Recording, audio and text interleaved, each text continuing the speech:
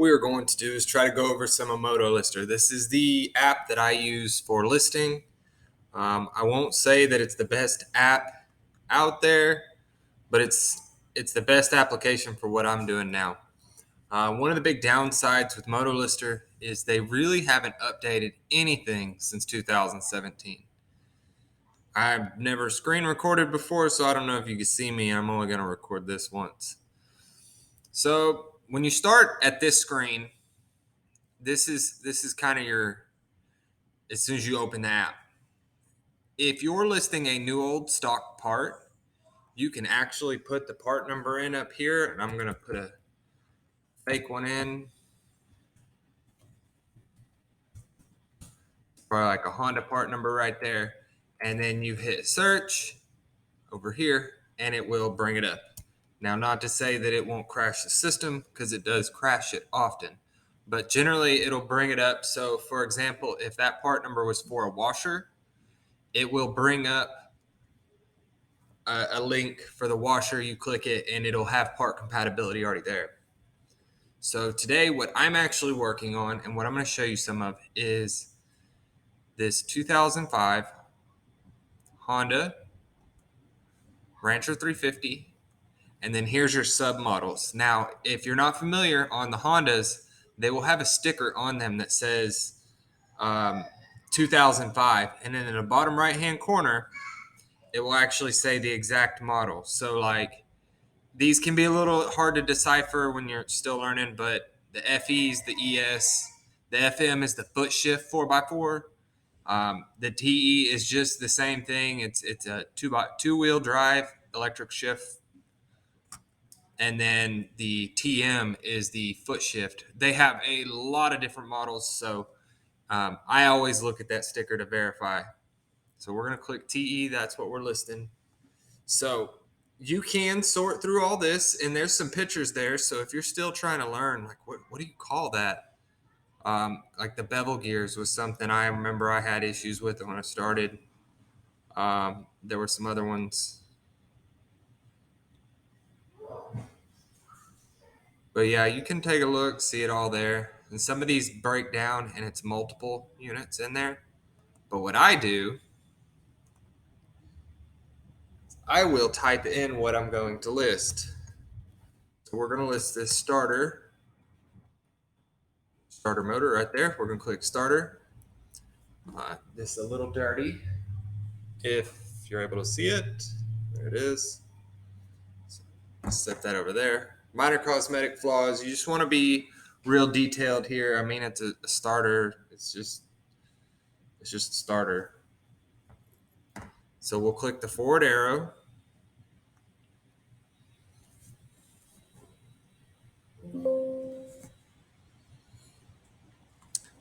I don't know what this error message is. It just does this stuff. And so MotoLister used to be the best back in 2017. I started using this in 2017. I think it kind of went downhill in 2020. But these are current active listings down here in your bottom left-hand corner. You can double click that and bring it up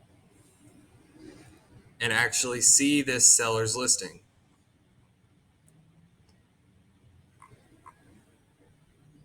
But we're going to do, so I'm going to show you how to do the part compatibility on that listing.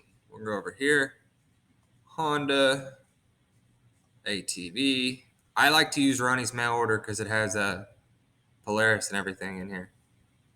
2005 TRX 350. This was a FE, wasn't it? TE. TRX 350 TE. That last little initial really doesn't matter.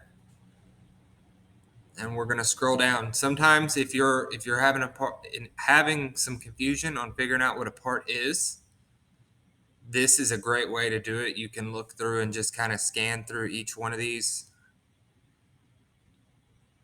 and see where your part might be on the schematic. You know, there's the knuckle. Oh, there's the headlights and the headlight sub harness. Keep on trucking. Starter motor. Right, so it's number one on the list. We're listing an entire unit. These are rebuildable, but I don't think anybody actually rebuilt these anymore. Starter motor assembly. That first number right there is the old part number. This is your new part number. So you're going to want to go with this. I copy and paste that. Copy. We'll come over here. We're going to punch that down right there. Paste. Click to the side, and it shows that starter actually fits 8 machines, and it's probably just the Rancher 350s. So all Rancher 350s. I don't know. See, and sometimes it does it like this. It only shows 2000 and 2001. I have no answer to why it's like that. So it used to show the sold listings here, so you'd have an idea of what your stuff sold for, what they were actually selling for, because people listing them for $65 might not actually even be selling them, and you don't want to have a bunch of inventory you ain't sold. So we're gonna come over here, Rancher 350 starter.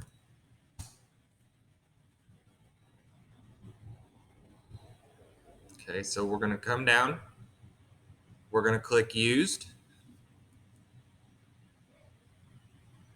and I'm trying to do this slow enough so that I'm not losing anybody. And sold listings. So we want to know what's selling.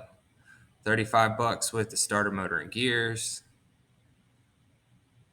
Either the starter gear. We're just gonna scroll through here. See, there's one for 29. One sold for 26. 24. $18. $40. Now I know there's a bunch of Chinese starters for these, so what I'm gonna list mine for is $24.99. And if you wanted to have best offer, you can have best offer on there. I don't turn the best offer on to items until I've had it for about 3 months, 4 months till it's sat here. And so I select the USPS priority mail. I use 3 of these. USPS priority mail. I scroll on down. I use USPS first class and UPS ground. I happen to know what that is. These store categories are specific to your own store. This August 2022 is my specific. I have that on my labels just so that I can actually go look out there and see a physical inventory. There's a little more here that you can play with. But what we're going to do next, we're going to take pictures. So MotoLister connects a camera to the computer. And you want to take lots of photos. You're allowed to have 12. So use them. All right. So we are good to go. This listing is ready to rock. Good to go. This stuff down here doesn't really matter that much until, like, if you're listing something and it's first class and it says weight right there and it's 3, you need to change it to 1. But this looks good. I'm doing free shipping just because that's how I run my business. Then we're going to click that forward. And what's going to happen, I can't get it to come over here. And you might be able to see that. There's a Dymo printer right here. And here shortly, it's just going to spit out a label. This is also connected to my computer. I only have 2 USB drives, and I just insist on using a mouse. So I have to have a little hub to splice off to all of this stuff. Technology is not my strong point. But while we wait, I like to use these tags, and I tie these to this right here. So we'll just tie that to something. Label comes out. So it's got that August 22nd on it. That's the last 4 digits of the eBay item number. That's the full eBay item number. And it has a little description. They have different tags that you can use, but this is my preference, so I take that, slap it on there. Finished product for that starter. So we'll list a couple more while we're standing here.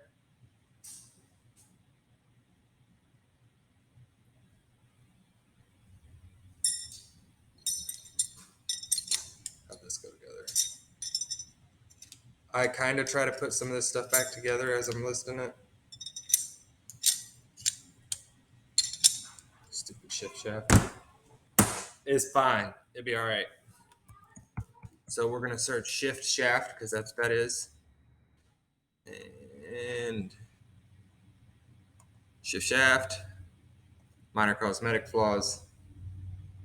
There's not really anything to be said, but if you have other issues, you can come on down here and add some of that stuff. Click the forward arrow, and then up here in file and tools, there's some settings. When you set that up, make it to where you require at least one photo, so you go clicking too fast. It makes it won't go ahead and list it, because I think as of right now, with the number of listings that I do a month, I do about 5 to 800. It costs me 13 cents a listing. So screwing up and doing a bunch of listings that are blank listings are no good. It costs money. And we're trying to make money here, right? So we don't want to be costing money. So shift shafts. There's one for 20 bucks. So I'm going to list mine for $17.99. Some of this cheaper stuff, I don't waste a whole bunch of my time just going back and forth pricing it.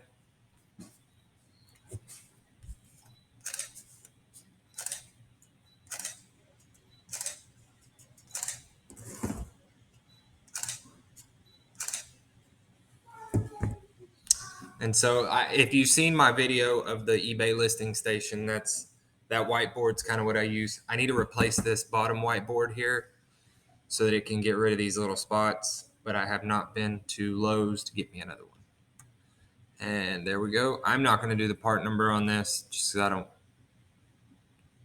I will. I'll do it real quick. I'll just do it real quick just for the whole YouTube.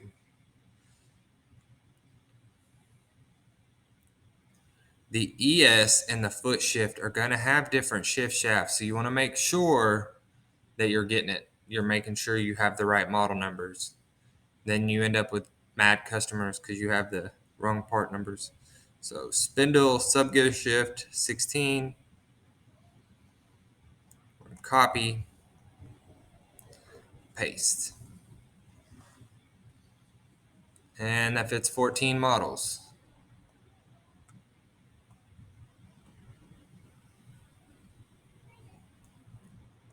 All the ES. So we're going to list that. I put this stuff in Ziploc bags. And I like to use a higher quality bag because the higher quality bags last. So when we pull the part and we're ready to ship it, afterwards, I reuse the bag and I just slap another sticker on it. Eco-friendly. It's also cost effective to keep me from having to buy bags over and over again. So another thing I want to show you is other ways they do part numbers. What would have part numbers? I know it has part numbers in there. 2007 Kawasaki Brute Force 750.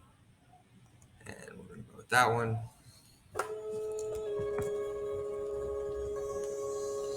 So if you go over to this, no, it was 2005. Sometimes you will find that they actually already have the part numbers in there.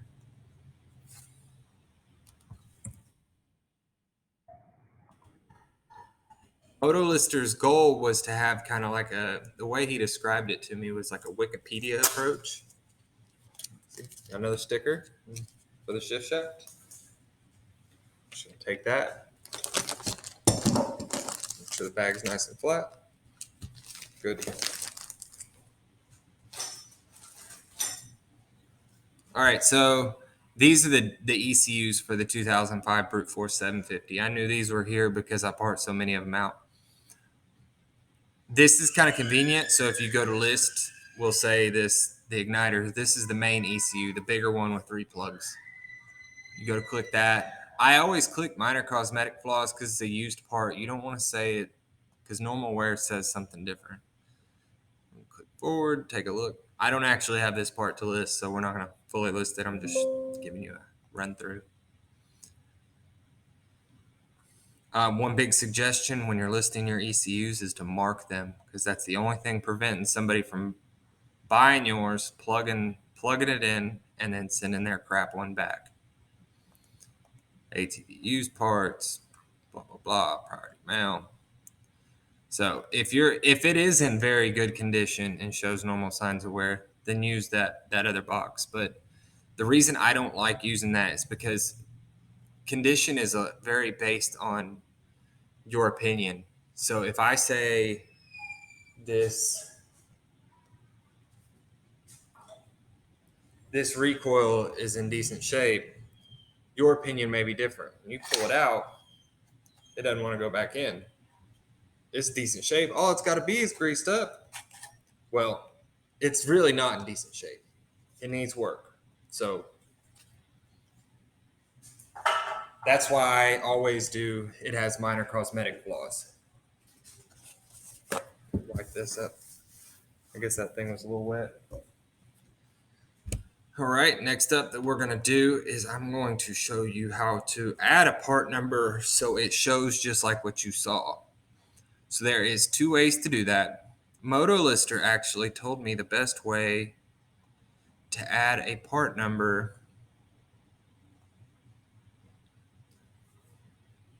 We'll do the CDI on this one as well.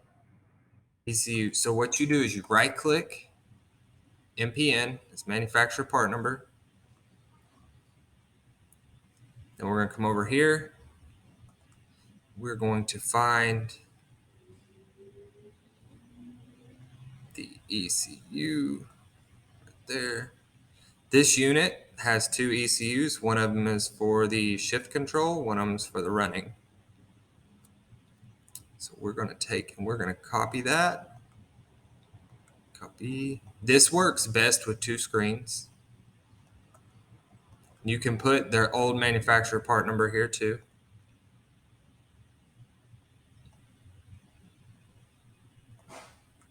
Dang it, come here.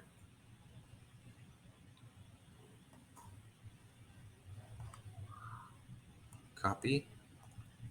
When you're doing these part numbers, it really is better with 2 screens. I like to copy all of this. So the way this is supposed to work is, for example, right now, we're going to do the URL up here, cut, come down here, paste, and okay. The way this is supposed to work is if you specifically get on here and you're on MotoLister and now you go to try to list the 2005. Oh, we crashed the system.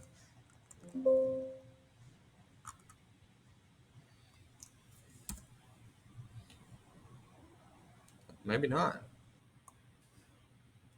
So go over here to CDI. So now if you go to try to list a 2005 Honda Rancher 350 TEE CU, that part number should be there for you as well. It's like I said, it's supposed to be like a Wikipedia. Everybody does it. Oh, man. All right.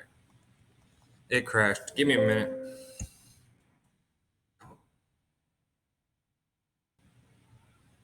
I have to Control-Alt-Delete. Like I said, this has its flaws. I mean, a lot of what I like about it is the tag system. I've tried some other listing software out there like Salvage Boy. I didn't give that one a whole lot of a chance just because it wasn't really easy to use from the get-go.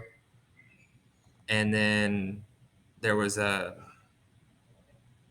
Power Sports Support. I paid them, I think it was going to be $250 a month. I paid for 2 months of it. It was so hard to learn. You could next to not teach anybody how to use it. And when I talked to him on the phone, he said they had part compatibility. And then whenever I went to use part compatibility and I called and I was like, hey, how do I use part compatibility? They don't actually have it yet. So I'm not going to give them another chance. Their software was just difficult to use to begin with. When you crash it, it's not happy. We'll go back to Honda Rancher 350 TE.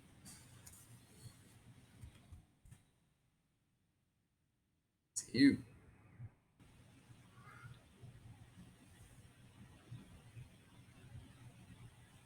So one of the things that they had explained to me is it takes some time for the system to be able to catch up to that. Normally, I wouldn't put one part number in and then come right back to that item. So what I do is I will go through, and if I put on my rack all these parts, I would go ahead and do the part number for the coil, the harness, the CDI, the rectifier, and the secondary CDI, whichever one it actually has. And then, some of them actually have 3 CDIs for some reason. And I would put all those part numbers in. And once the part numbers are all done, I would loop back around with wherever I started. So if I started with the coil, that's what I'd go to first.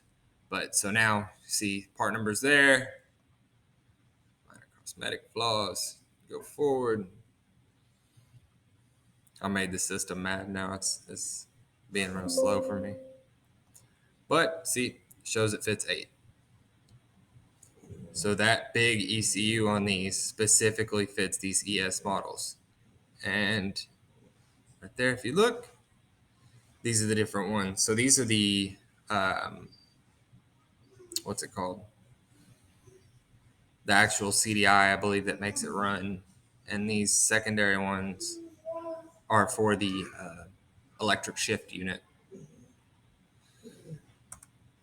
I think I covered everything that I could think of. I mean, you can go in here in tires and accessories. One of the things, if you get to looking for something and it's not there. So, for example, for some reason under dipstick, like if you wanted a dipstick to list the dipstick, you have to go down here to the bottom, click dirt bike, Come on. Quit embarrassing me in front of my friends. We're going to click all. All usually crashes the system, but we're going to give it a shot.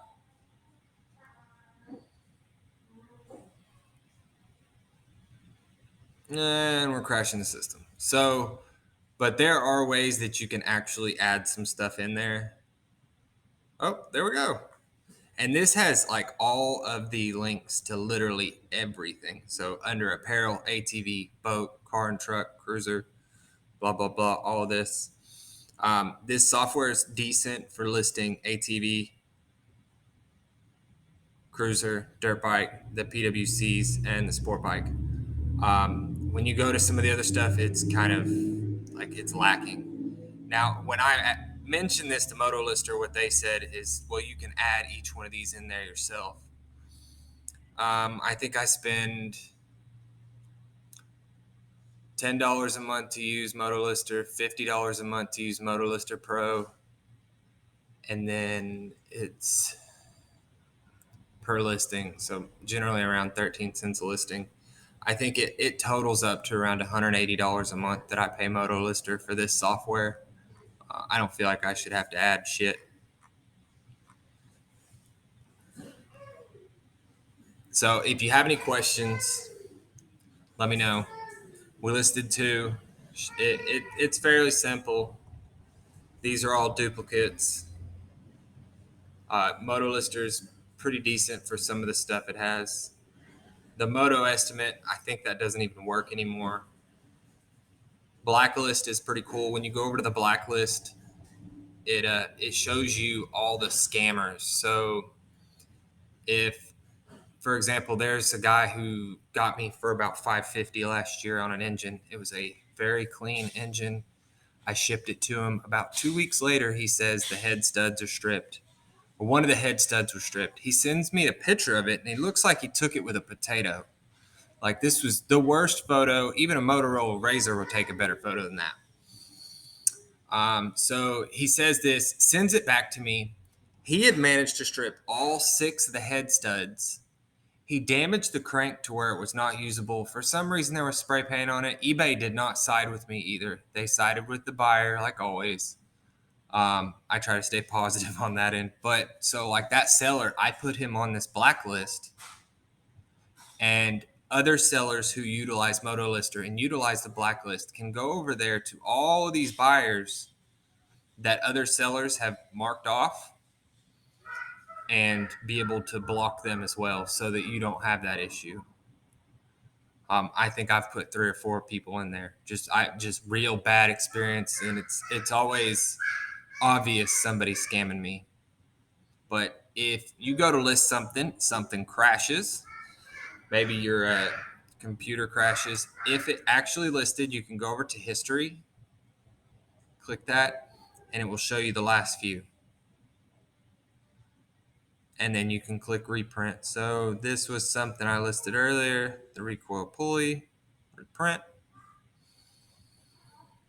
Takes its time, but it'll print in a second.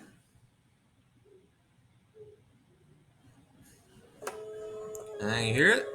Here she comes. And it reprints that label.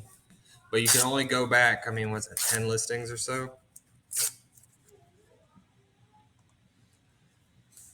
And so if you have any questions, feel free to reach out. And I'll answer what I can. MotoLister, if you call them,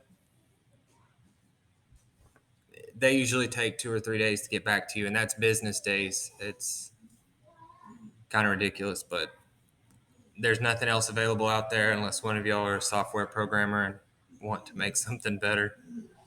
Then definitely reach out. Like, subscribe, and if you have some machines you're parting out this week, I want to hear about it.